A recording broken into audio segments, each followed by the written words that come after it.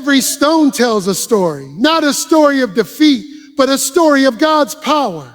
What if the stones in your life became reminders of victory instead of pain? When the people of Israel crossed the Jordan River, God told Joshua to have 12 men pick up 12 stones from the middle of that river. Not from the dry land, not from the banks where it was easy, but from the middle of the place where God had worked a miracle. Why? Because those stones were supposed to be a reminder that the power of God showed up in the very place where the people thought they were stuck. Every time they saw those stones, they would remember that the only reason they made it through was because the hand of God was strong enough to move the waters back and make a way.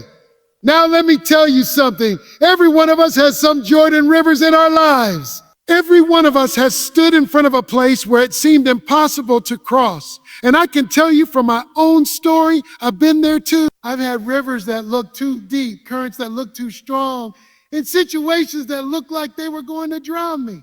There were seasons in my life when ministry was hard, when my own family was under attack, when I felt like the waters of pain and disappointment were rising faster than I could handle.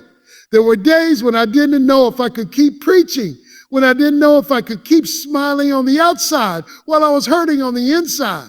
I lost loved ones. I buried people close to me. And there were times when the enemy whispered, "We're not going to make it through this one." But I had to learn something. It's in those very moments when God shows his power most clearly. You don't really know what God can do until you stand in front of something you can't fix. You don't really understand his strength until you have to admit, "Oh Lord, if you don't move, I'm not going anywhere." And when he does move, when he does step into your Jordan and peel those waters back, that's when you realize the stone you carry out of it isn't just a rock, it's a testimony. It's proof. It's a receipt that says, I was here, but God brought me through. See, stones aren't just for decoration.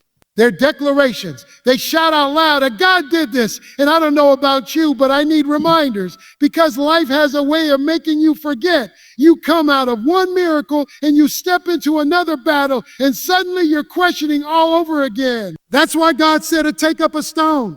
Don't leave that miracle unmarked. Don't let that breakthrough go unremembered. You need something you can point to when the next storm rises and say, "Oh, wait a minute. If God could part the Jordan, he can handle this too."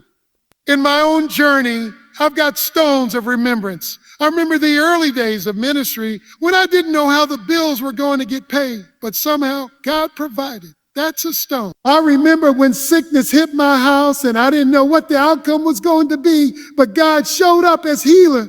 That's a stone. I remember when relationships were strained and broken, when I felt like I was losing more than I was gaining, but God became the glue that held me together. That's a stone.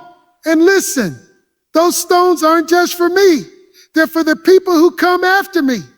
Because somebody's going to look at my life, maybe my children, maybe my grandchildren, maybe somebody sitting in this room, and they're going to ask, "How did you make it? How did you keep standing when everything around you was falling apart?" And I'll be able to point to the stones and say, "This one right here, this is when God showed he was stronger than my struggle. This one here, this is when God showed he was bigger than my burden. And this one, oh, this one is when I thought I was finished, but God said, no, I'm not done with you yet." That's why I don't just talk about victories in general terms. I talk about them with names, with dates, with places, because they are real to me. They're stones I can feel in my hand. They're heavy. They remind me of the weight I carried and the God who lifted it off me.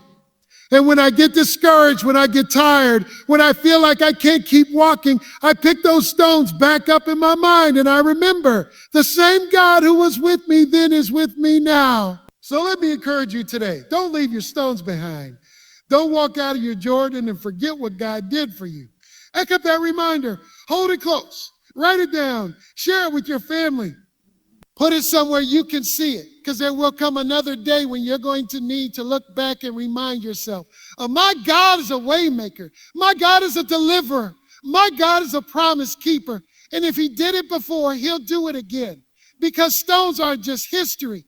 Stones are hope, and hope will carry you when nothing else can. When God told Joshua and the Israelites to set those stones down, he said something important. He said, one day your children are going to ask you, what do these stones mean? In other words, these stones are not only for you, they are for those who come behind you. They are not only a testimony for the present, they are a teaching tool for the future. God wasn't just thinking about Joshua's generation, he was thinking about the next one. And that tells me something. When God moves in your life, it's not just about you. It's about the legacy you leave. It's about the faith you pass down. It's about the story you tell so that the next generation doesn't forget the power of God. I'll be honest with you, there have been times in my life when I didn't always think about the next generation. I was just trying to survive my own battles. I was trying to make it through the river in front of me. I was trying to keep my head above water.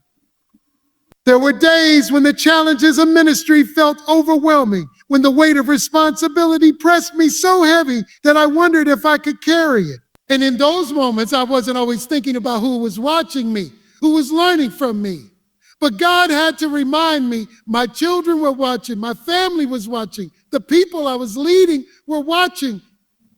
And the way I responded to my trials was teaching them something, whether I realized it or not. When I lost loved ones, when I buried family members, when I stood at gravesides with tears in my eyes, I had to choose. Am I going to collapse under this pain, or am I going to hold on to my stone and say, God is still faithful? Because I knew my kids were looking to see if my God was just words on Sunday, or if he was real on Monday when life fell apart. And I can tell you, those moments matter. Those moments were stones I could point to and say, yes, it hurt. Yes, it hurt. Yes, I questioned. Yes, I struggled. But God held me. God carried me. And if he carried me, he can carry you too. That's why stones are so important. They transfer the story. They don't let the next generation grow up thinking faith is abstract or distant. They let them see that faith is real, personal, and proven. See, our kids don't just need sermons, they need stories. They need to hear about the times you almost quit and the God who kept you standing. They need to hear about the nights you cried and the God who wiped your tears. They need to hear about the mistakes you made and the God who gave you grace. Because if you don't tell them, they may grow up thinking the stones don't mean anything at all. I remember moments with my family when I had to be honest about my struggles. I had to tell them that Daddy doesn't always feel strong. Daddy doesn't always have the answers, but Daddy knows the one who does. And those conversations weren't easy. Sometimes it was humbling to admit my weakness, but those were the very moments that left an imprint because my children got to see that faith isn't about perfection. It's about dependence on God. And that dependence becomes a stone you hand down. And I don't just mean biological children. I mean spiritual children too. People you mentor, people you disciple, people who look up to you even if you don't realize it. They're asking silently, or what do these stones mean? They're wondering if your God works, if he shows up, if he really can part the rivers and bring down the walls. And when you point them to the stones in your life, you're showing them that he's not just a God of the Bible, he's a God of today. He's a God who still works, still delivers, still provides. I've had young men and women come up to me and say, I made it through because you told your story. And I realized in those moments that the stones I carried out of my battles weren't just for me to hold, they were for me to hand off. And when they took hold of those stones, they carried them into their own journeys. That's how faith multiplies. That's how testimony spreads. That's how legacy gets built, not by hiding your stones, but by sharing them. So don't underestimate the power of your story. Don't underestimate the value of your scars. Don't hide the places where God showed up for you. Because somebody younger, somebody coming after you needs to know what God can do. And when they see the stones in your hand, they'll start to believe that the same God who did it for you can do it for them. So when your children ask, when your grandchildren ask, when the next generation asks, don't hesitate. Point to the stones. Tell the story. Pass it on. Because what God did in your life was never meant to stop with you. It was meant to continue through you.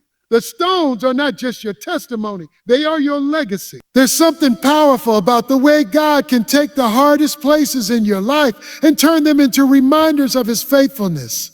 Think about it. God didn't tell the Israelites to collect stones from the smooth riverbank. He told them to pick those stones up from the middle of the river, right where the water had been raging. Why?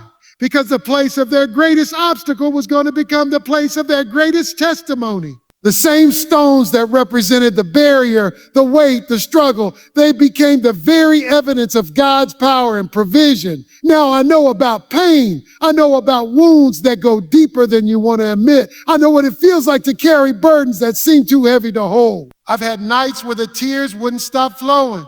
Mornings where the weight of grief pressed so heavy, I didn't even want to get out of bed. I've buried people I love dearly. I've stood in front of caskets and said my goodbyes while my heart was breaking on the inside. And I'll be honest, in those moments, it didn't feel like God was anywhere close. It felt like the river was going to sweep me under. It felt like the stones were crushing me instead of reminding me. But I had to learn something in those seasons. I had to learn that the very places of my pain could be transformed into platforms of testimony. I had to learn that God wasn't going to waste my tears, that the stones of my struggle were going to become stones of remembrance. The hurt didn't disappear overnight. The questions didn't always get answered. But God began to show me that even my deepest valleys could be used to lift somebody else up. I remember going through a season where ministry was heavy and personal life was overwhelming. It seemed like problems were coming at me from every direction. There were financial struggles, there were relational challenges, and there was this sense of being stretched beyond what I could handle. And I remember crying out, "Oh, Lord, why? Why this? Why now?" But somewhere in the middle of that storm, he whispered to me, "I'm not just taking you through this for you. I'm also giving you a stone you can hold up for someone else." That changed the way I looked at what I was going through. Because suddenly I realized my pain wasn't just pain, it was preparation. And sure enough, later on, I found myself sitting with people who were going through the very same struggles I thought were going to break me. And you know what I could do? I could point to my stone. I could say, "I've been there. I've cried those tears. I've walked that road. And if God brought me out, he can bring you out too." What once felt like the heaviest stone crushing my chest became the very stone I could lift up as a testimony of his power. This is why you can't despise your pain. This is why you can't bury your story in silence, because that stone you carried out of your Jordan, that stone you thought was going to destroy you, is actually your reminder that God is bigger than your pain. You don't have to be ashamed of it. You don't have to hide it. You don't have to act like you've never been broken, because your brokenness is the very place where his glory shows up. I've had to tell my children and others close to me, yes, I've been through some things. Yes, I've walked through some deep valleys, but look, here's my stone. Here's what God did in my midnight hour. Here's how he healed me when I thought I couldn't heal. Here's how he restored me when I thought it was over. And every time I share that, I'm reminded that what I thought was going to bury me actually built me. Because stones of remembrance are not polished trophies. They are rough, they are heavy, they are scarred. They look like what you've been through, and that's the beauty of them. When people see your stone, they know you didn't pick it up from a place of ease. You picked it up from the middle of your trial. You picked it up from the middle of your river. And that stone says that God met me right here. In the middle of my mess, he showed his mercy. In the middle of my pain, he showed his power. So don't be afraid of your stones. Don't hide your testimony because it came with tears. Don't hold back your story because it was born in suffering. That's exactly what makes it powerful. Because when you lift it up, somebody else is going to see that if God could turn your pain into praise, he can do the same for them. The very stones that once hurt you are the very stones that now testify of his healing. When God told the Israelites to place those stones on the other side of the Jordan, it wasn't just to remember the miracle. It was to mark the spot where his presence showed up. Those stones said, right here, God was with us. And isn't that what we all need? We need reminders that in the middle of our journey, in the middle of the struggle, in the middle of the unknown, God was there. I can look back over my own life and see those marks. Times when I didn't feel like God was anywhere close. And yet when I came through, I realized he had been with me the whole time. I think about seasons where ministry weighed heavy on me. I was preaching, teaching, leading, but behind closed doors, I was wrestling with doubt, exhaustion, and discouragement. There were nights I sat alone wondering, "Oh Lord, do you still see me? Do you still care?"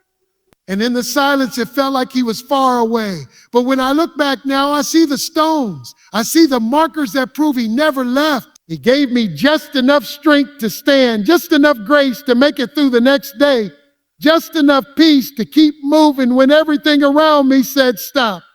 Those moments became markers of his presence in my journey, because life has a way of making you forget. When the pressure's on, when the storm is raging, when you're standing at the edge of a Jordan River wondering how in the world you're going to cross, it's easy to believe you're alone. But those stones stand there and whisper, "You're not by yourself. God was here. God is still here." I've had to lean on those reminders when I buried loved ones. That's one of the hardest parts of my story. Standing by a graveside, saying goodbye to someone you love deeply, it shakes you. It makes you question things you thought you had settled. It makes you cry out, "God, where are you?" And I'll be real with you. In those moments, I didn't always feel him. I felt empty. I felt broken. I felt broken. But later on, I could look back and realize that the very fact I made it through those dark days was proof of his presence. If he hadn't been there holding me up, I wouldn't have made it. That became a stone for me, a marker that I could point to and say, "Oh, right there, even in death, God was present." Skill. And I need those markers, because when the next trial comes, my emotions will try to lie to me again. They'll tell me I'm forgotten. They'll tell me I'm abandoned. But the stones argue back. The stones preach louder than my fear. They say, "Don't you remember? God showed up here and here and here. If he was faithful then, he will be faithful now." And I don't keep those stones just for myself. I keep them because others are watching. My children needed to see that God wasn't only real in the pulpit. He was real in the living room. He was real in the hospital room. He was real in the quiet moments when I was on my knees. They needed to see me point to the stones and say, "This is where God carried us." Because one day they were going to need their own stones. And if they could see mine, it gave them courage to trust him for theirs. Even beyond my family, I've sat with people who were ready to give up, and all I could do was show them the stones from my own journey. I could say, "I know what it feels like to be crushed. I know what it feels like to be in the middle of the river with no way out. But look, God was with me, and if he was with me, he'll be with you." That's the power of a stone of remembrance. It doesn't just mark the presence of God in your past. It points to the presence of God in someone else's future. So when I stand here today, I don't just see rocks on the ground. I see markers. I see proof. I see evidence that my God doesn't walk away when life gets hard. He doesn't abandon me when the rivers rise. He doesn't disappear when I'm crying in the dark. No, he shows up. He stands with me. He carries me through, and I believe he's done the same for you. If you look back, you'll see the stones scattered all through your story. Times when you should have lost your mind, but you didn't. Times when the weight should have crushed you, but it didn't. Times when you thought it was over, but somehow you're still standing. Those are your stones. Those are your reminders that you were never alone. The stones mark that God was here, God is here, and God will be here again. Storms have a way of testing everything you believe. They don't knock politely on the door of your life. They barge in uninvited, turning everything upside down. And when the winds start howling and the waters start rising, the real question becomes, what are you standing on? What are you holding on to when the storm won't let up? That's when those stones of remembrance matter most. Because in the storm, you need something solid to remind you that if God brought you through before, he can do it again. I've had my share of storms. Some of them came in the form of loss. Some came in the form of conflict. Some came in the form of personal discouragement when I felt like the weight of everything I was carrying was too much for me. I can remember times when it seemed like everything around me was collapsing. Family pain, ministry struggles, financial pressure. And I was asking God, how much more can I take? And you know what the storm does? It makes you forget. It makes you forget the last time God showed up. It makes you forget the times he provided, the times he healed, the times he delivered. Because the storm is loud. It screams at you. This time it's different. It's different. This time you won't make it. But that's why the stones are so important, because they speak louder than the storm. If you let them, they sit there as reminders that the same God who brought you through last year's trouble is the same God who's standing with you in this year's storm. They are visible proof that your situation is temporary, but your God is eternal. There was a point in my life when the loss in my family hit me so hard, I thought I couldn't breathe. Grief has a way of knocking the wind out of you, and in that season, I felt like the storm would never pass. I would preach to people on Sunday, but then sit alone afterward, wondering how I could keep going with a heart so heavy. And in those moments, I had to reach back and grab a stone. I had to remind myself of the times God had carried me through before. I had to remind myself that He had been faithful in other storms, and He hadn't changed. That's what gave me strength to get up and face another day. Not because the storm stopped immediately, but because I had proof that the storm couldn't have the final word. And let me tell you, storms will try to convince you you're alone. They'll try to make you think no one understands what you're going through. I've sat in that loneliness too. I've wrestled with feelings of isolation, like I was carrying burdens I couldn't even fully explain to anyone else. But every time when I look back at the stones in my life, I saw that God had always been with me. Even when I didn't feel Him, He was there. Even when I couldn't see His hand, He was still holding me. And that realization became an anchor in the storm. Sometimes people think faith means you won't feel fear, but that's not true. I felt fear, I felt doubt, I felt weakness. But what faith does is give you something stronger than your fear to stand on. It lets you point at a stone and say, I've been here before and God brought me out. It lets you look at the wind and the waves and say, I've seen my God part waters, and if He did it once, He can do it again. That's how the stones strengthen you. Not by removing the storm, but by reminding you that the storm doesn't get to decide your future. And those reminders aren't just for you. They're for others watching you in the storm. I've had people come to me after some of the hardest seasons of my life and say, the way you kept trusting God helped me keep trusting Him too. And I think to myself, if all my stone did was give someone else hope in their storm, then it was worth carrying. Because when you stand firm in the storm, you're not just surviving, you're testifying. You're showing that the same God who steadies you can steady somebody else. So if you're in a storm right now, don't let the wind drown out the voice of the stones. Go back and remember the bills that got paid when you didn't know how. Remember the healing that came when the doctors didn't have answers. Remember the peace that showed up when you should have lost your mind. Those are your stones. Those are your proof. And those stones say, if He did it before, He'll do it again. Because storms don't last forever, but the faithfulness of God does. And when the next storm comes, and you'll already have the stones to strengthen you, to hold you steady, and to remind you that the storm cannot cancel the promises of God. If He did it before, He will do it again. When God told His people to set those stones down, it was never about them showing off what they had accomplished. Those stones weren't a monument to human strength. They were a testimony to divine faithfulness. They pointed beyond the people who carried them and said, oh, look at what God has done. And that's important because if we're not careful, we can start thinking the stones are about our ability, our wisdom, our survival. But the truth is we didn't make it through on our own. The stones are proof of our greatness. They're proof of His goodness. I can't tell you how many times in my own journey I've been tempted to think, I handled that. I pushed through that storm. I figured out that problem. But every time I start to go down that road, God has a way of reminding me, no, you didn't. I carried you. I opened the door. I made the way. And when I look back honestly, I know it's true. Because there were seasons where I didn't have the strength to keep walking. There were days when I didn't have the wisdom to make the right decision. There were battles I could not have won in my own power. If it had been up to me, I would have failed. The only reason I made it through was because of Him. I remember walking through some of the deepest valleys of my life, grief, loss, disappointments that cut so deep I didn't know how I was going to recover. And yet here I stand, not because I'm strong, but because He is strong. Not because I'm faithful, but because He's faithful. That's why I can't take the credit. That's why I can't look at the stones in my life and pat myself on the back. Those stones are not about me. They are a loud, undeniable testimony that my God is worthy of the glory. And when I think about those stones, I don't just think about how they encourage me.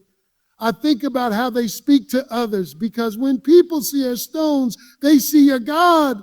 When they hear your story, they don't just hear about your struggle, they hear about his strength. That's why it's so important not to hide what God has brought you through, because every stone you lift up is a chance to point someone else back to him.